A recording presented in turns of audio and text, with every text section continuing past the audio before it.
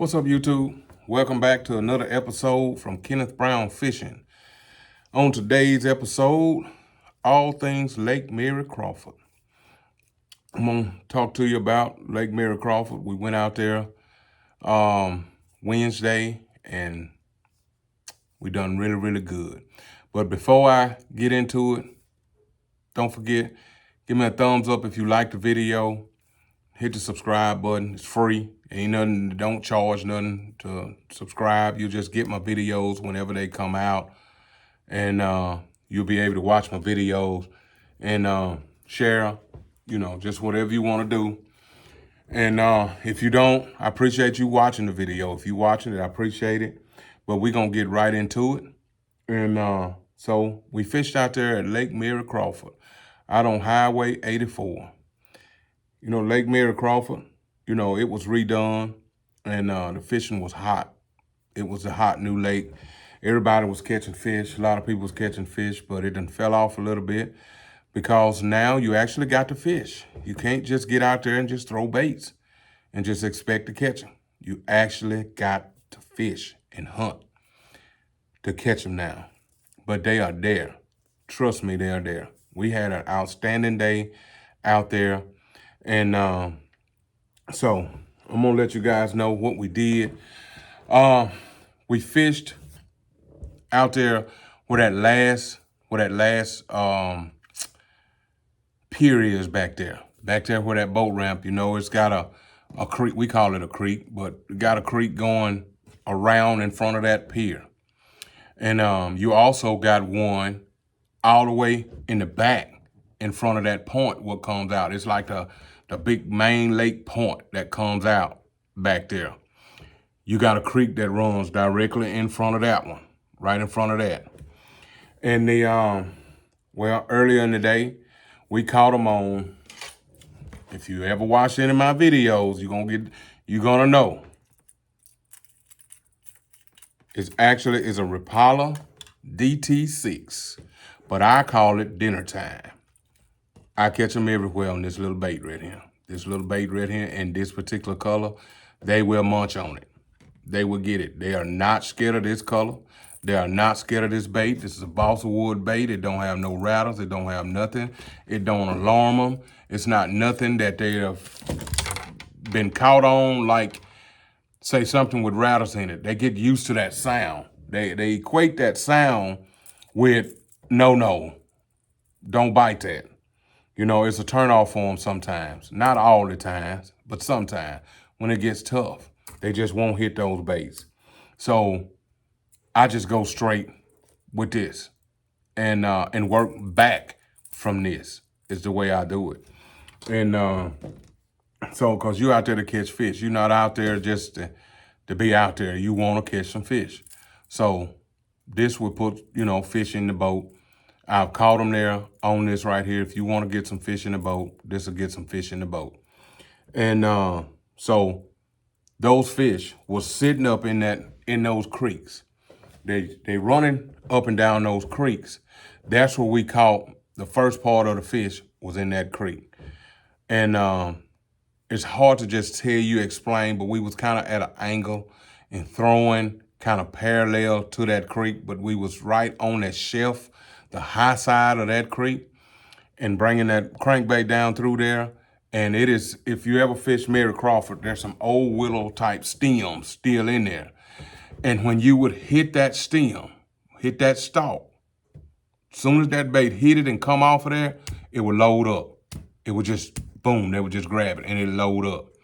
If you didn't hit nothing, if you just throwed it out there and reeled it back, you was just exercising. But if you, and I know it's hard to know exactly where your stem is at because you can't really see them. Even on your graph, it's just kind of hard to just see, on your graph. And to know exactly, you gotta be watching where you casting. You just gotta be watching where you casting.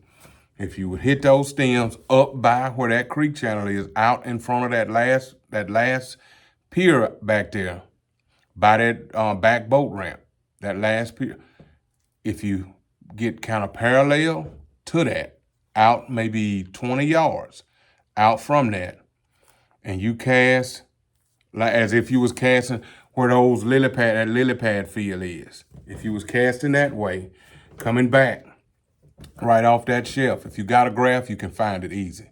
If you graphing, you can find it pretty easy.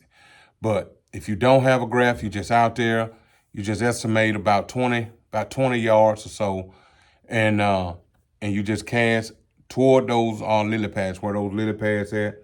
And if you hit some of those stalks, now sometimes you may get caught on them, but if you hit those stalks and make this deflect off those stalks, those fish are gonna get it. They're gonna load up on it. It won't be no big tarnacious hit. They're just gonna grab it and load up on it, and there he is. So, and that's the way we caught him on the front side. So we moved on down to the back side to where that point is, where that point comes out. That point, if you got a graph, you don't have to have live scope or none of that kind of. I'm not talking about that. Just if you got a basic graph, you can catch fish off that point. If you got a basic graph, just your basic graph, all you looking for is where those tops are. That's all you looking for. You find those tops.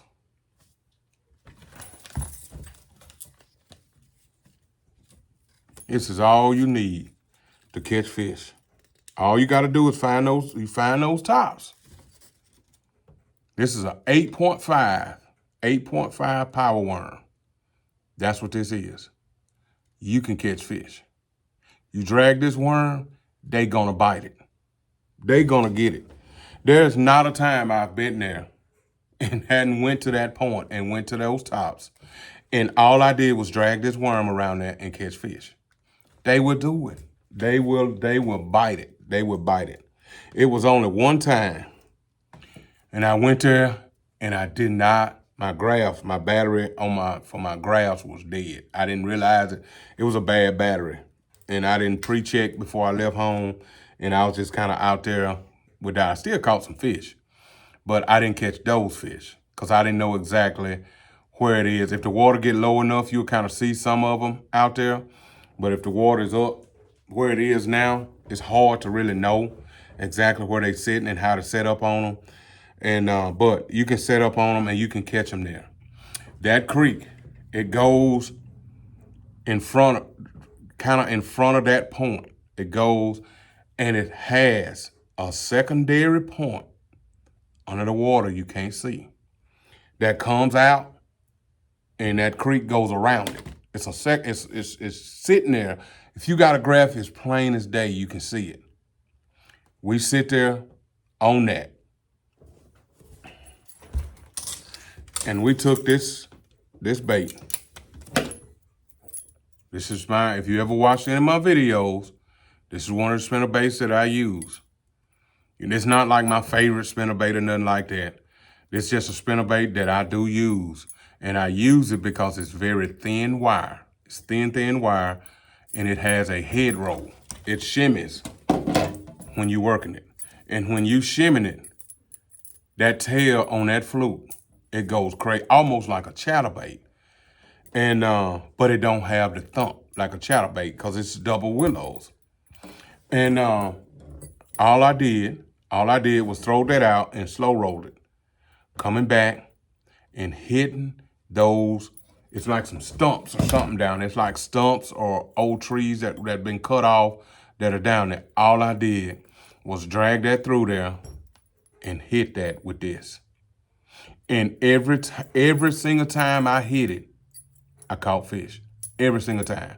It didn't get a foot, and they loaded up on it. They sitting there waiting to be caught. They just sitting there waiting to be caught. And this is what I believe. I believe those are the fish that has spawned already, and they are moving out. And that's the first place they sitting up on. And the reason I say that is because that main point, it has an area right there where we got into them last year, and we got into some bigs last year. That was the first stop. They was going toward the spawning area. And I overlooked that spot several times and could not find them in between that main point And when they made it in there to spawn, in there where those lily pads at, I could not find them in between that. And I overlooked that. That was my fault. I seen it, but I overlooked it because I didn't physically see fish on it, but I overlooked it. It was my fault. This time, I didn't overlook it. I stopped on it. And my buddy was actually fishing a rattle trap, and he was fishing it slow. Just fishing it real slow, coming through there. And he hit that, and boom, they nailed it. So I don't know if it was just so much as just this bait, or if it was so much as you just had to fish that spot. Sometimes it just, if you on that spot, it don't matter what you bring. You can bring a hot dog through there, they will hit it. They will get like that sometimes. So I don't know if it was that effect, but they ate this up. This was the bait I chose to throw because I didn't want to hang. I didn't want it to hang on that stuff down there. And if you use those the treble hook baits, they'll hang in there and then you blow your spot out and all that because you're trying to get it unhung and all that. So I just chose this spinnerbait, something a little weedless, something that's kind of like a shad, something they'll eat. And because they're eating on those shad down there. They're eating them. So this is what I use. And that's where we fished and caught them. That's the only place we fished. Up on that main, up there at the beginning in that creek, we caught them on that crankbait on that DT6, and we moved down there to that. And the reason that we moved, I wanted to try to find a spot that just had mega fish on them, had pretty good fish on them. The fish that we was catching up there was smaller fish. They was, your pound, 2 pound fish. But I wanted to try to find some bigger fish. It's what I was looking for, something that was bigger. Because I told my buddy, look, we're going to do a 5-fish limit. We're going to do the best 5. Because they're going to have a tournament on that lake. I think they got one Saturday and they got one the following Saturday. So I just wanted to do what my best 5 would be.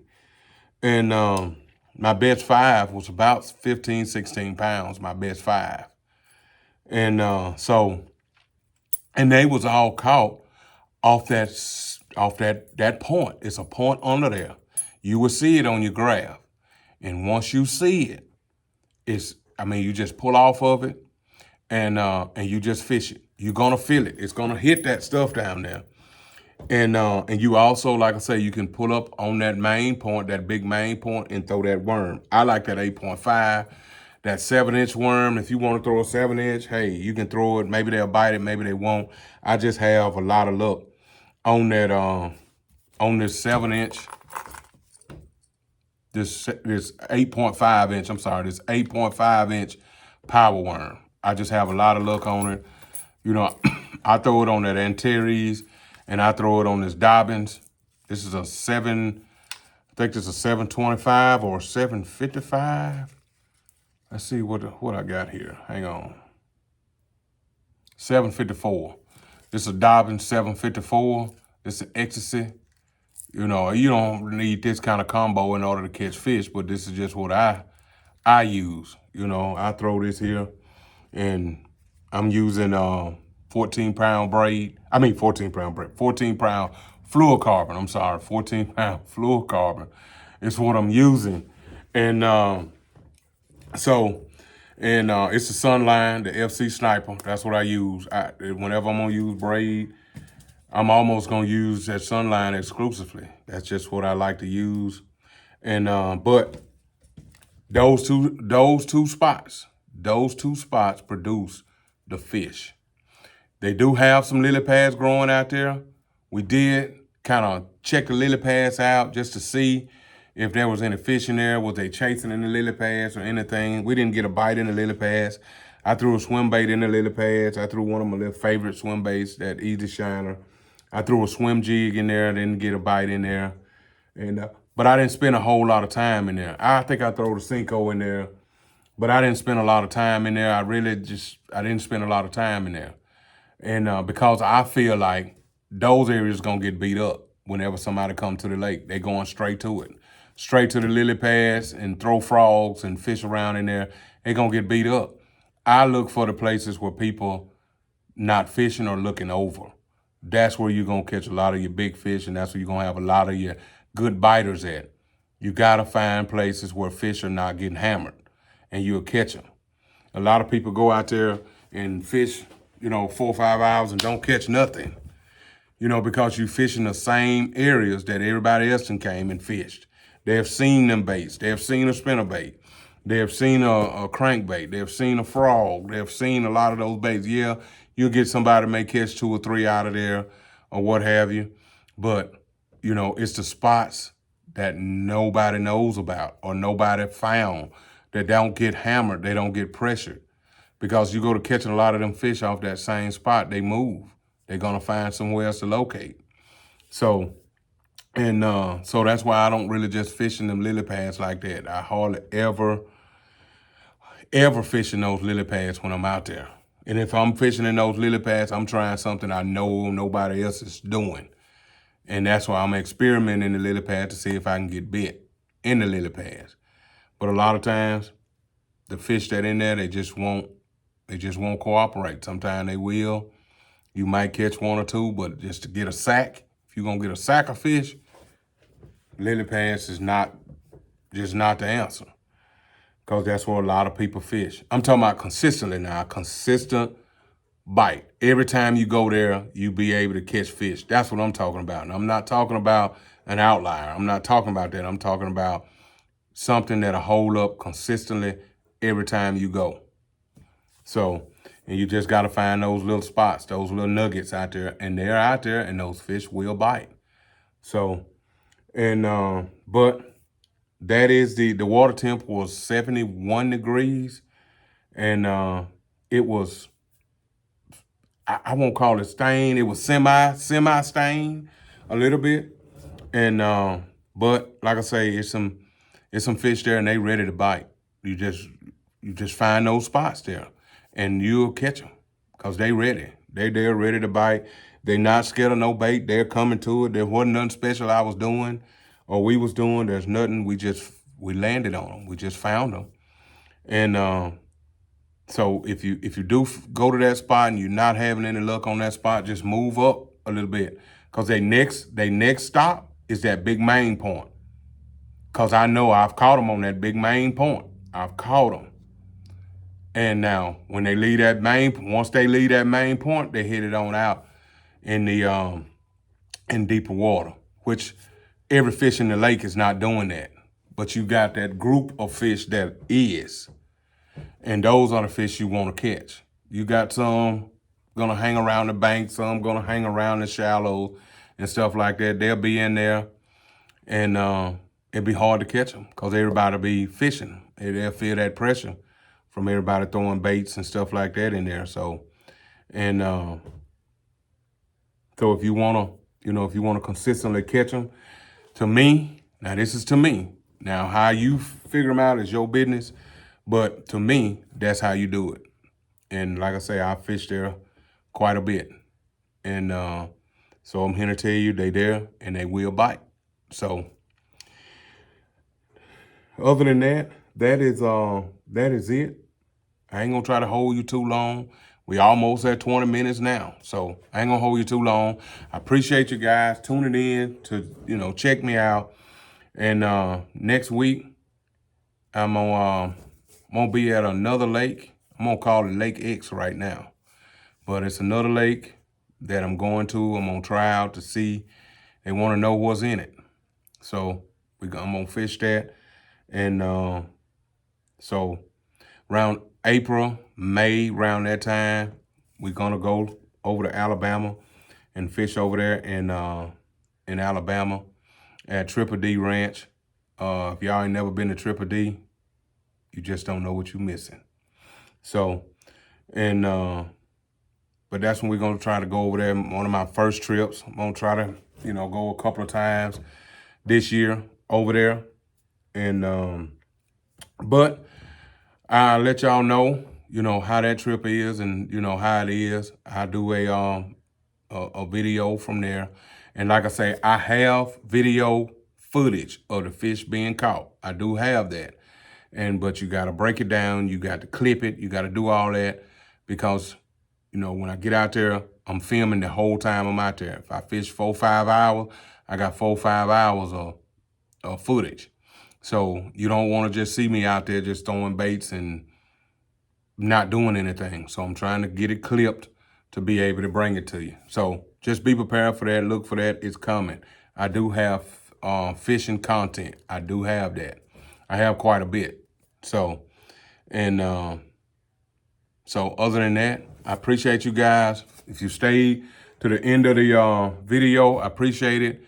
You're a fishing nut like I am. You want to know, you want to absorb as much information as you can because you want to catch fish. And so appreciate it. If you like it, give me a thumbs up. Appreciate it, you guys. And look forward to my next video coming. I got a couple more on, I think they're on chatterbaits and rattle traps, if I'm not mistaken. And look for them to drop. And other than that, that is it. I appreciate you guys for tuning in and hanging in with me. Appreciate it.